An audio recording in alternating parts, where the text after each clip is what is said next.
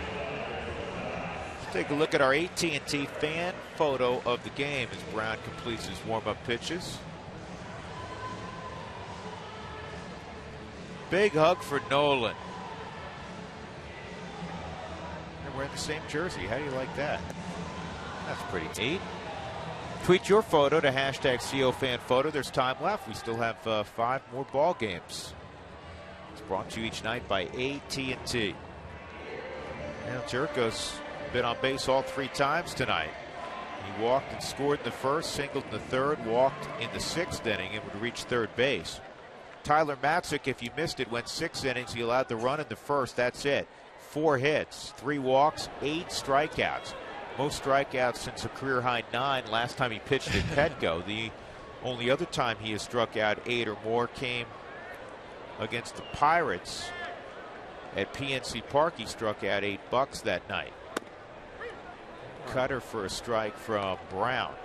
For Tyler, 2 of those 8 strikeouts that he had came in his last inning with the bases loaded and only 1 out. Tommy Medica swinging, Liriano looking.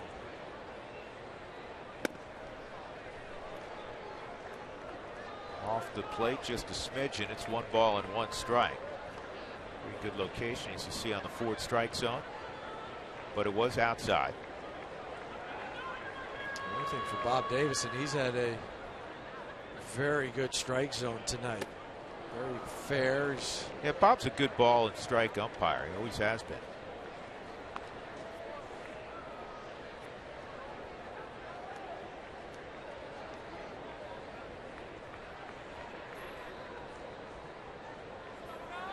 Christian Friedrich is throwing in the Rockies pen.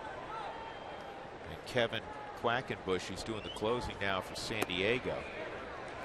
Though Joaquin Benoit did return to the mound yesterday. He had been out for basically a month with right shoulder soreness.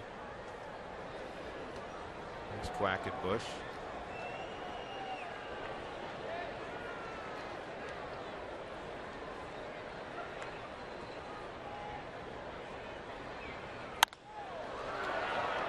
Fly ball to Barnes in right. Ian Kennedy got the victory yesterday for the Padres. He's now 12-13, and an accomplishment for Kennedy. He struck out his 200th hitter of the year. It's only the 4th. He's only the 4th pitcher in the history of the Padres to strike out 200 or more in a season. Kevin Brown, who you had to face, which I'm sure was a lot of fun. That's right, you did play with him. He struck out 257 and 98. That's the most ever. Peavy did it 3 different times. And Clay Kirby back in 1971 struck out 231. We saw Kirby's name on the list. It was in 69. He had a season where he lost a whole slew of ball games for a struggling Padre team. Yeah, and for Ian Kennedy, you kind of think back to a couple years ago when he was in the top 3 or 4 for the Cy Young in the National League. I mean, that 21-game winner with Arizona. Put away the record this year for the Padres, but the stuff that he's been going out there with each and every game, that's reminiscent of that year. He's had, when the Rockies have seen him this year, he's been able to go get 94, 95.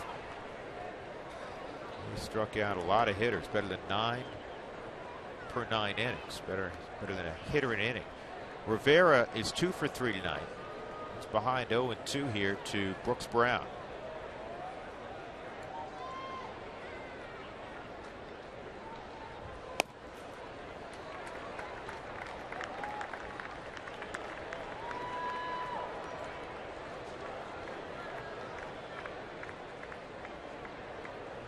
Padres have not lost a home series since the All-Star break. They've played 9 home series. They're 8-0-1. 22-7 during that time. There's a strikeout, but McHenry's going to have to hustle. Long throw, he got it there. Play. And he could, change the angle nicely. He had to go right over the top, it looked like, from our vantage point, of Rivera. Create an arc, almost like a touch pass in football, where you have to take it right over the top of the middle linebacker and hit the receiver. That's what he did. He goes back and retrieves the baseball. Goes down as a strikeout, put out 2-3. Yasmani Grandal 0 for 2 and a walk. 2 outs in the 8th inning. The Rockies in the 9th will have Rafi Noah, DJ LeMahieu, and a pinch hitter.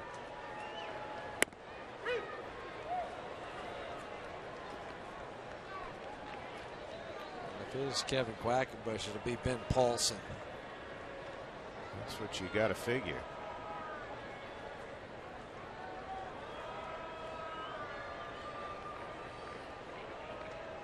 Oh, 0-1 on Grandal.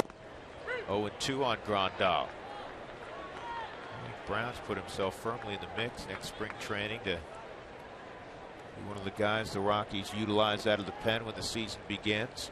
Who Wants Tacos? Fans follow at Root__RM on Twitter to receive alerts for the Rockies Taco Special when the Rockies score 7 or more.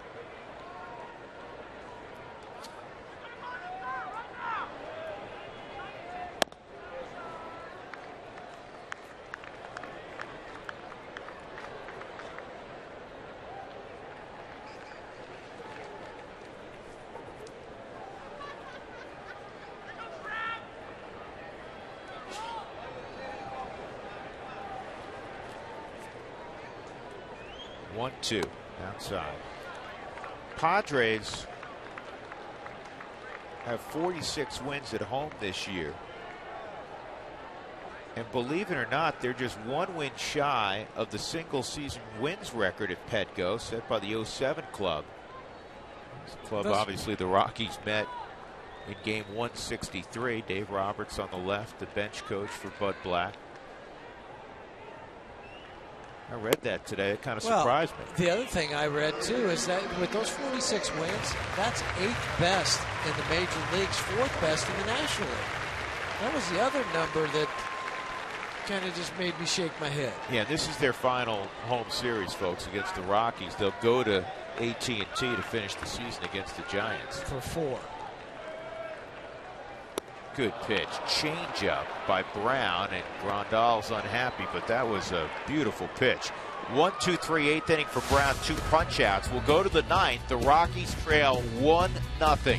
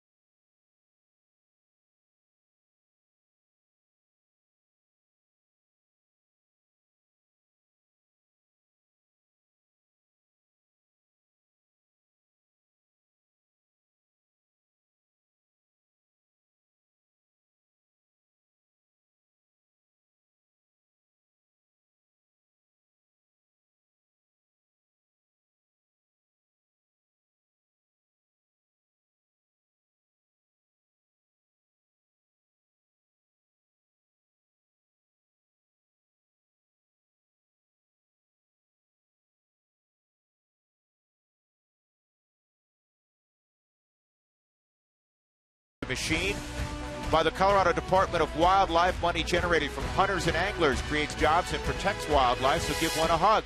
Learn more at hugahunter.com. And by Dodge Ram 1500 is Motor Trend's 2014 Truck of the Year and first ever back-to-back champion. Top of the 9th inning at Petco Park in San Diego. The Rockies have out-hit the Padres, but they trail 1-0. Let's go to Denver, check in with Jenny Kavnar as to what's to come after the ballgame. Jenny.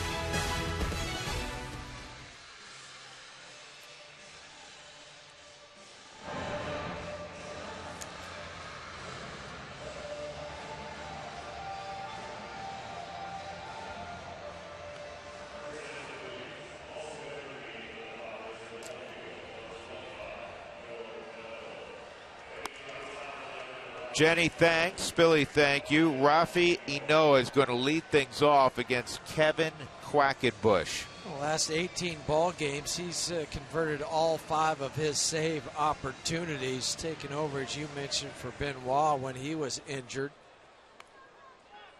38 hits and 51 in a third innings.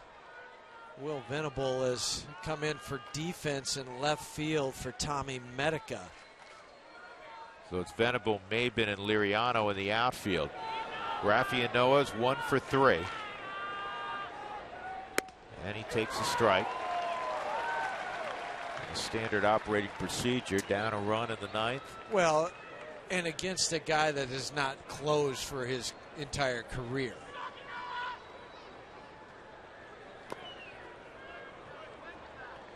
A herky-jerky motion. Curveball missed, 1-1. Well, they had to do things differently once they traded Houston Street to the Angels. But they still have that strong suit and that bullpen, what the Padres are typically known for.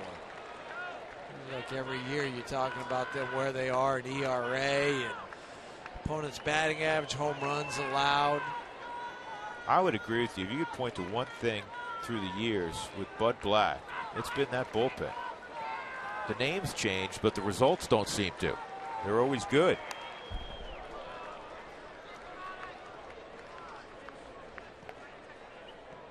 Quackenbush, 68 career minor league saves. But Bud, really cut his teeth with the Angels as far as what he did there, the bench coach for Mike Scioscia before moving down south to San Diego. This ball line to left, and Venable had him played perfectly. 1 out. Well, if you've ever dreamed of becoming a Colorado Rocky, well, you can do it. Sign up for Fantasy Camp now, taking place at Salt River Fields at Talking 6, February 4th through the 8th, 2015. Visit Rockies.com/fantasy camp for details. And folks, if you've never been and you have a chance to go, you need to go to Fantasy Camp. It is a hoot. It is that and much, much more. We have a blast every year. Ben Paulson is going to pinch hit right here for DJ LeMahieu. Willeen Rosario has a bat on deck. So Walt trying to play the hot hand, go match up here with the lefty Paulson, and then play the hot bat Rosario. 0-1. For Ben, he does have a pinch hit home run this season. Outfield playing no doubles. Liriano way off the line though in right.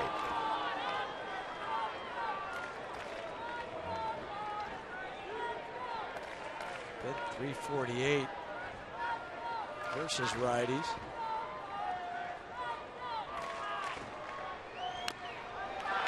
One and two. The Padres are an amazing 60-1 this year when they lead after 8 innings. They've only coughed one lead up all year.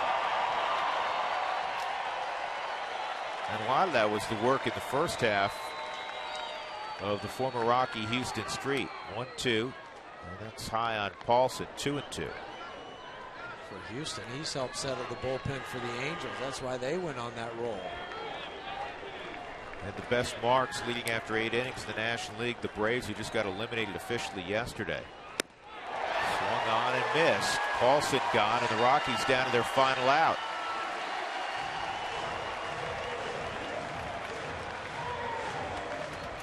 So it'll be Willeen Rosario, who has had a stupendous month of September. And he's coming off a remarkable homestand in which he went 14 of 21, 3 doubles, 2 home runs, drove in 9. That bears repeating.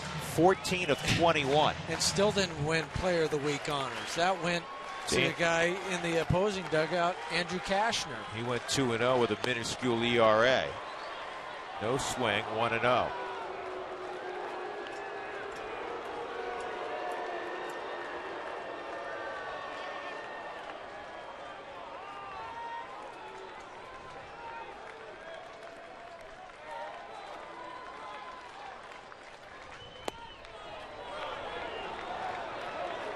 2-0.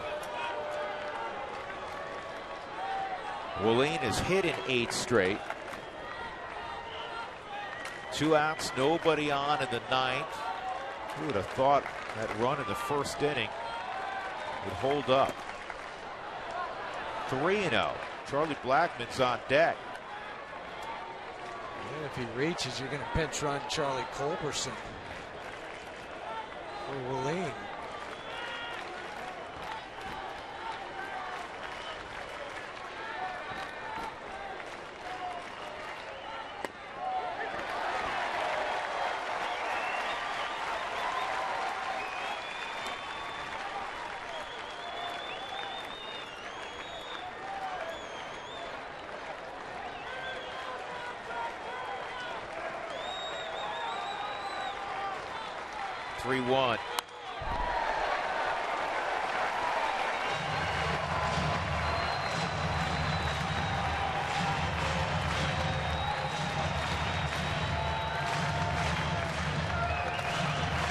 Pitch he had up in the zone, he fouled back.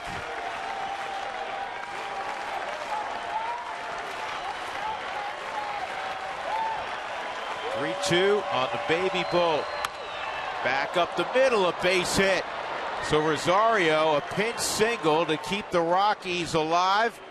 He now has a 9-game hitting streak, and Blackmon will come up. Culberson will run out to first base, as Jeff mentioned, to run for Willeen.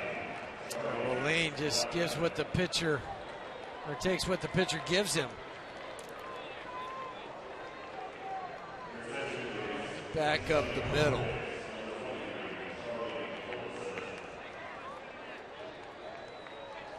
Yeah, high fives all around indeed for Willeen. Culberson at first, 2 gone, and Blackmon single and a walk tonight. 1 for 3 in official capacity. Curveball. Charlie saw it well. He found it back. You could tell he was on it. Saw it right out of the hand. See these early. Get the foot down and just stayed up. Charlie recognized the pitch. It was breaking early.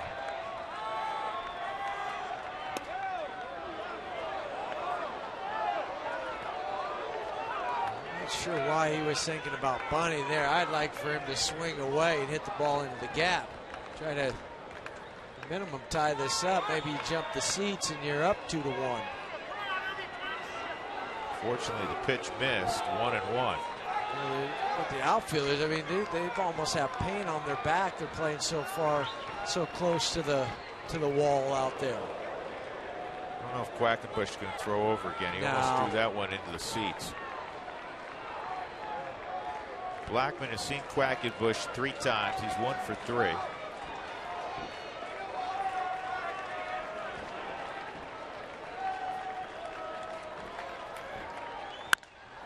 In the air to deep left, but Venable is there, and that is the ball game.